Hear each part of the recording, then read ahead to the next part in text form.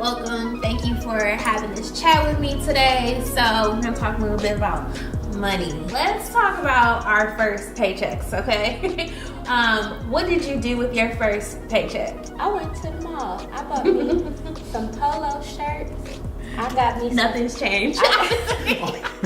Did you have a little No, that was the whole check because my first check was like actually small. My first job was like literally paying minimum wage. Okay. But like, yeah, I got $7.30 an hour and I was in the warehouse at my first job. Let's talk about what about the first check, like after, like you say, you feel like you got your big girl job. The first check as a young adult, I was like, this is not enough. This is not gonna cut it. Like, what's up with the federal tax, the state tax, then an additional column with all these acronyms? I'm like, do I really have to pay all of that? My first check, I actually spent it on my son. Like I had a kid at a young age, so you know, I was, responsibility hit me real fast. So when I got that first check, I was like, all right, cool, I can provide for my son. So I went ahead, diapers, wipes, clothes. So Yeah.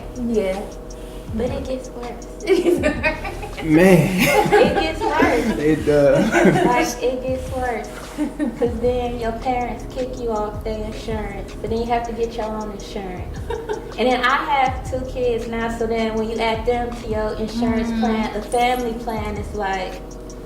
You have it taken right out of your paycheck? Yes. And then it's coming out of each one because it come out twice a month. Yeah, every pay period. And then everybody needs dental insurance. And then you make more, so now the state want to take more. Federal want to take more. You got mandatory overtime, which doesn't matter because now you're just going to take more taxes out. And it's like, who is this money going to?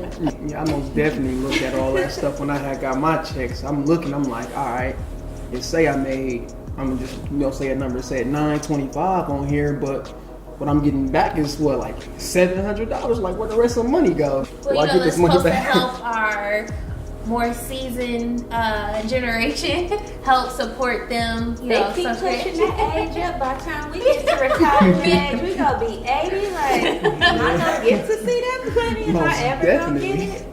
A part of the money that's getting taken out does go towards the benefits and everything that's for everybody.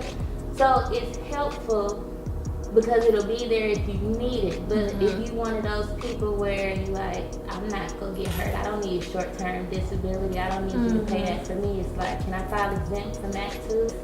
When they start taking too much out of everything else, that's like the only thing you can do to try to save some money is file exempt, which really is not the best option. I most definitely know about exempt, and I remember I was working at Cargill at the time, and I exempt that whole year.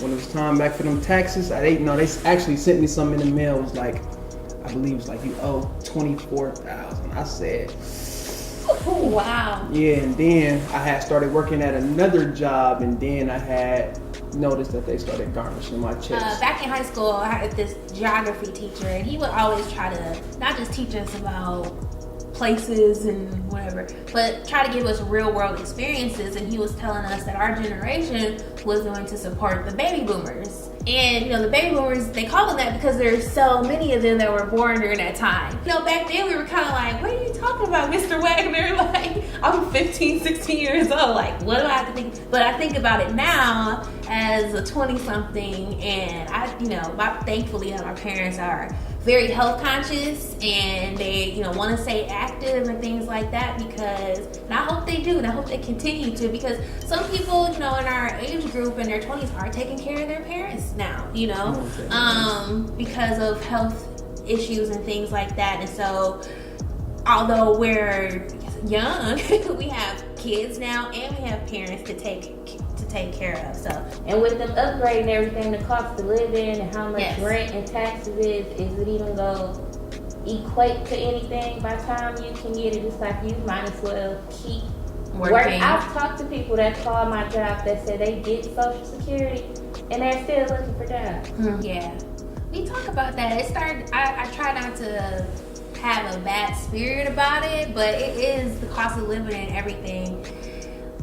As we're talking about it now, I kind of feel like a little depressed because you're like, how am I ever gonna feel like I'm making enough to have the lifestyle that you want to have and have savings, but you're taking care of, your kids, your parents, your grandparents? It's just like a lot, and it can feel kind of overwhelmed, So I think our generation definitely needs people, mentors, to like help guide us and have financial planning in place, because a lot of people talk about, Social Security may go away by the time we retire, then what, I gotta cut me a check.